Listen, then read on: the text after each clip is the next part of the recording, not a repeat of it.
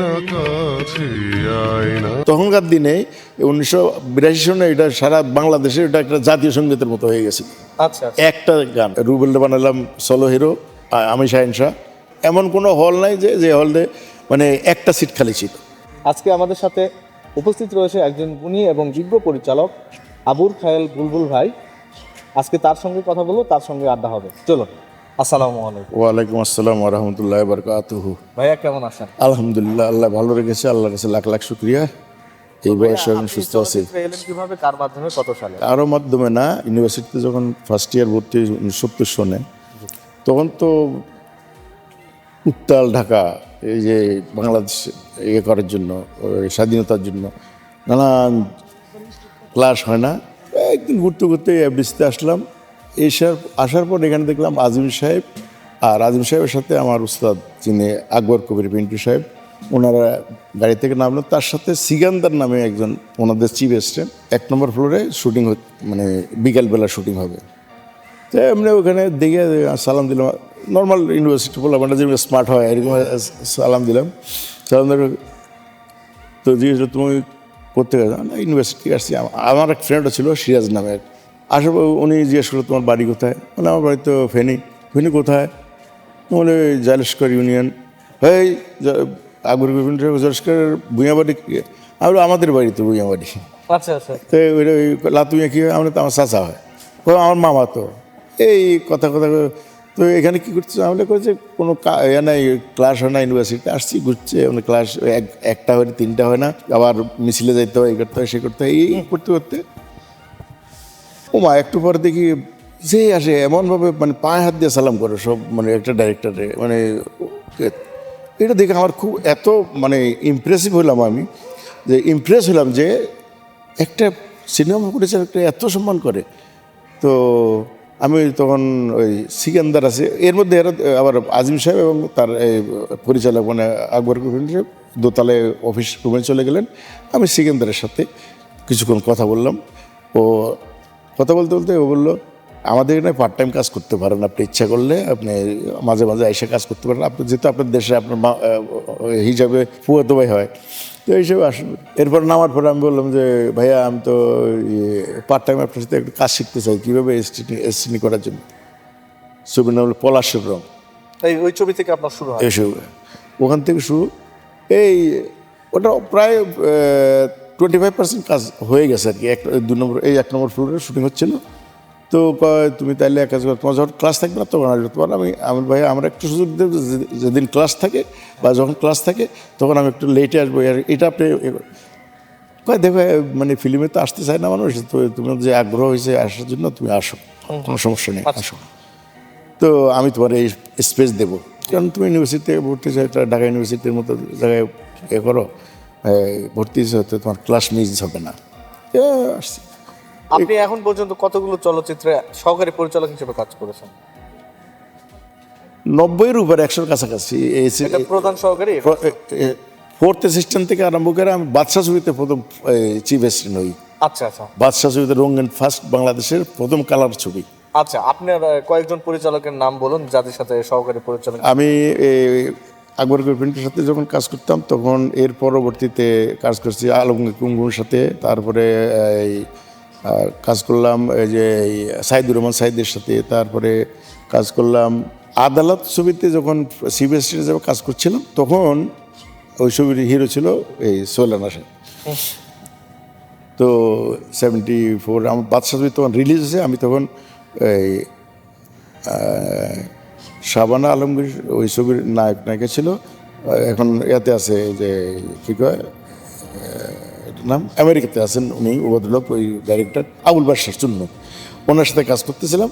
এর মধ্যে হঠাৎ আকবর মাসুদুর সাহেব দেখে বলতেছে, বলুন সাহেব আপনি যদি আমার সাথে, আমাকে সাহেব করে বলেন কেন, আপনি তো আমার সিনিয়র, ইউনিভার্সিটিতে সিনিয়র, আপনি বাংলাদেশ ছাত্রলীগের, আপনি ইকবাল হলের বিপি, তখন আপনি আমার তুমি করে বলেন না, এখানে না আপনি তুমি করে বলেন, কী বলেন, আপনি আমার কিছু নাম করলে আপনি আমার ছবিতে অ্যাসিস্ট করতে হবে, কাজের প্রেক্ষিতে আমি আপনার ডাইরেক্টর বলব। পরবর্তীতে 1980 সন পর্যন্ত কাজ করার পর 80 সনে যখন ওনার একটা ছবি জাদুনগর বানানোর জন্য আমি সাব্যস্ত হইলাম। মানে আমাকে আপনার প্রথম চলচ্চিত্র কোনটি? আমি বলি এই তো এটা করার পর যখন ছবিটা সম্পূর্ণ হওয়ার পরে ছবিটা খুব ভালো হলো। ভালো হওয়ার পরে এখন পারুজাই বলতেছে যে বুলবুল, তোমার যে মেধা, তোমার আইকিউ, তোমার যে আমার আবার উনি আবার করে সত্যজিৎ রায় করে ডাকতো। প্রতিটা পিন পয়েন্ট যেখানে আছে এখানে আমি ভুল ধরতাম আর কি। এই যে কারণে মনে এই সত্যজিৎ রায় চলে আসে এরকম করে তারপরে কয় এক কাজ করো, এটা আমার নামে দিয়ে দাও, তুমি একটা ভালো অন্য ছবি বানাও, মানে এই সোশ্যাল অ্যাকশন ছবি বানাও, তাইলে তোমার ইয়েটা তোমার স্প্রেড করতে পারবা। তাহলে প্রস্তাব করেছে, ঠিক আছে। এর মধ্যে হঠাৎ করে দুলটু নামে এই যে সটকু আমাদের ভাই দুলটু শুটিং দেখতে আসছিল জাদুনগর। ওখানে আসছিল ওই আমার প্রথম ছবির প্রডিউসার এই যে, আর ওনার হাজব্যান্ড ও মহিলা পদক রমা ভাবি আর কি। আসার পর ওনার কাজটা দেখার পরে ওনারা বাইরে ডেকে এনে আমি বললো আমাদের একটা ছবি বানাই দিন একটা। আমি বলে কী ছবি বানাবেন?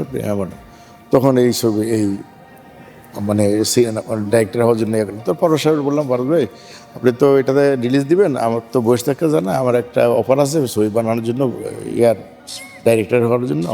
উনি বললো করো, ঠিক আছে করো, আমার কোনো আপত্তি নেই, আমি তোমার ডাইরেক্টর বলতেছি নামটা পরে করবো, অসুবিধা নেই। এরপরে আমি ওই ছবি আলী আসমা, প্রথম ছবি আলী আসমা, এটা একটা ওই আমি একটা উপন্যাস পড়ছিলাম ইয়ার তাজিকিস্তানের একটা উপন্যাস, বাংলা অনুবাদ। এটার কাস্টিং কে ছিল? এটা কাশিম সোহেলানা রোজিনা। আপনি এখন পর্যন্ত কতগুলো চলচ্চিত্র নির্মাণ করেছেন? মোট 26টা ছবি আমি নির্মাণ করেছি। 26টা তো অনেক ছবি। আচ্ছা, তো এর মধ্যে অনেক গুলা এক নাগারে আমার 11টা ছবি সুপার ডুপার হিট ছিল। আলী আসমা আপনার এই 11টা সুপার ডুপার হিটের মধ্যে এক নাগারে সর্বোচ্চ ব্যবসা সফল কোনটি আপনার 26টি ছবির মধ্যে? সর্বোচ্চ ব্যবসা ছবি হলো শেষাঘাত, আমি শাহেনশাহ, শেষাঘাত, হুঙ্কার, মায়ের কান্না, তারপরে হলো এই অগ্নিসন্তান, তারপরে হলো ক্ষমা নেই, তারপর রাজু মস্তান। তো আপনার 26টি চলচ্চিত্রের মধ্যে ব্যবসায়িক দিক থেকে এক নম্বরে কোনটা আপনার মতে? আইডিয়া করব ওই সময় আসলে এক নম্বর কোনটা ধরবো এটা বলবো, সব পেলে মোটামুটি এরকম 4 কোটি 4 কোটি 4.5 কোটি 4 কোটি 4.30 এরকম না যে 1 টাকা কম হলেও যেটা। কিন্তু বেটার ছবি, বেটার যদি বলেন তাহলে বেটার মেকিং, বেটার মানে সব কিছু মিলিয়ে শেষাঘাত আর ঝারকা হলো মানে আমার ইয়া। আর আলী আসমা তো এটা আনডাউটলি একটা প্রথম ছবি হিসেবে ভুলভ্রান্তি থাকতে পারে, কিন্তু আলী আসমার একটা গান দিয়া তখন ও মনে হয় না আয়না কাছে আয়না তোর স্যার একা একা থাকা যায় না, ওটা তখন আয়না কাছে আয়না। তখনকার দিনে 1982 সনে এটা সারা বাংলাদেশে এটা একটা জাতীয় সঙ্গীতের মতো হয়ে গেছে। আচ্ছা একটা গান তার শেষ আঘাত। আচ্ছা, শেষ আঘাত। হ্যাঁ, আমার তো প্রথমে এক থেকে 5-6 ছবির হিরো ছিল এই সোহেলানা রোজিনা, তারপরে হলো রুবেল বানালাম সলো হিরো আমি শাহেনশাহ। ওটা নিয়ে অনেক ঘটনা আছে, এত সম্ভব না। ওইটা সুপারহিট হওয়ার পরে একদম এক নাগারে 7 দিন ঢাকা শহর এমন কোনো হল নাই যে হলে মানে একটা সিট খালি ছিল, আমি শাহেনশাহ এরকম সবগুলো। এরপরে তারপরে রুবেল সলো হিরো হয়ে গেলো। এর আগে পারভেজের হিরো মেন হিরো থাকতো, ও সেকেন্ড হিরো থাকতো। তো পারভেজ ভাই একটু রাগও করলো যে এর দিয়া তুমি ছবি বানাইতেছো। প্রডিউসার কিন্তু এর ভাই, ওই যে কামাল পারভেজ সাহেব। তো আমি বললাম আমি একটা রিস্ক নিই মার্শাল আর্টের উপরে, যেহেতু বিদ্রোহীতে আমি মার্শাল আর্টের প্রথম এই জাহাঙ্গীর আলম সাহেবকে ফাইট ডিরেক্টর হিসেবে বানাই এবং ওই ছবিতে অভিনয় করাই একটা। এরপরে তো চলতে লাগলো, আর মানে থামা নাই, মানে এই ফোন করে এই প্রডিউসার ফোন করে এই প্রডিউসার ফোন করে, মানে তখন একটা মানে ছবির একটা আর কি। আপনার অনেক সুদিন গেছে। হ্যাঁ, সুদিন না আল্লাহর রহমতে আমি 7 লক্ষ টাকা আমি রেমুনারেশন নিতাম, পারিশ্রমিক আপনার। হ্যাঁ পারিশ্রমিক। সেখানে যেখানে রাজ্জাক সাহেব নিত তখন 1.5 লাখ টাকা, হাইয়েস্ট শাবানা 1.5 লাখ টাকা নিত। তখন ডাইরেক্টরদের মূল্য ছিল বেশি সব জায়গায়। সুধীর শঙ্কুগান আমার অ্যাসিস্ট্যান্ট, আমার সহকারী, সে 10 লক্ষ টাকার ডাইরেক্টর ছিল বাংলাদেশে, এর উপর কেউ যেতে পারে নাই। আচ্ছা আচ্ছা আচ্ছা। তো এইভাবে আর আমি 7 লাখ টাকা, আর অন্যরা কে কী নিত এটা জানি না, আমি আমার বক্তব্য বলতেছি। হ্যাঁ হ্যাঁ, বৃষ্টি চলচ্চিত্রের মধ্যে কোনো অ্যাওয়ার্ড বা সম্মাননা পেয়েছেন কিনা?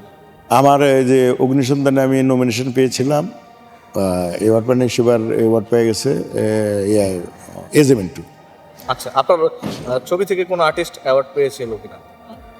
না, আমি ওই মেইনলি সে জায়গাতে অনেকে পাইতো, সে জায়গাতে আমার মানে রুবেল পাইতো, হুমায়ুন ফরিদি পাইতো, তারপরে কী কয় সুচরিতা পেতো, কিন্তু ভাগ্যে মানে আমার প্রডিউসার আমেরিকা থাকার কারণে আমি ছবিটা জমা দিতে পারিনি। আচ্ছা আচ্ছা। এইটাই আমার জীবনের সবচেয়ে দুঃখ। তারপরে ওই যে যেটার অগ্নিসন্ধানের সময় ওটা জমা দিয়েছিলাম, যে কারণে অগ্নিসন্ধানের গানে এই যে কবির বকুলটা আমি ফিল্মে প্রথম ফিল্মের গান লেখাই, আর বাড়ির থেকে ডাইকে আই না। তারপরে এই মান্নারে আমার এই যে জারকা ছবিতে মান্নার ওয়াইফ শেলিকাদের তাকে এই আমার ছবিতে কাজ করাই। মান্না শেলিকাদের দুইটা ছবিতে কাজ করতে, আমার ছবি দেখার পরে দত্ত দায়সা আমার কাছ থেকে মান্নারে আর এই শেলিকাদের এনেছে। কিন্তু 22 দিনে কাজী হায়াত যে আর জুলিয়াকে আমি ফিল্মে এনেছি। এই জুলিয়াকে নিয়ে একটা পাগলি নাম দিয়ে এখানে এফডিসির গেটে 22 দিনে একটা ছবি বানালেছে। এটা আগে রিলিজ হয়েছে, যে কারণে মান্নার এখন ওরেই মানে দেয়। তাই এগুলো ব্যাপার না, যে যার ব্যাপার। ম্যাক্সিমাম হিরোরাই ঢাকা ইউনিভার্সিটি থেকে পাশ করা, সোহেল রানা, মেজবা মানে ওয়াসিম সাহেব, তার উজ্জ্বল সাহেব, তারপরে এগুলো সবগুলো ঢাকা ইউনিভার্সিটির। এখন ঢাকা ইউনিভার্সিটি পোলাপান্ডায় ছেলেপেলেরা আসতে চাচ্ছে না। কী কারণ? এখানে নানাবিধ এই আমাদের কিছু সাংবাদিক আছে, কিছু সাংবাদিক আছে, যেমন আগের কত সাংবাদিকগুলো রফিকুজ্জামান, ওরা কত ভদ্র, কত এখনকার 10টার মধ্যে দেখা গেল একটা এমন একটা কাজ করলো, ওই একটা কাজের জন্য 10জন সাংবাদিকের বদনাম হয়ে গেল।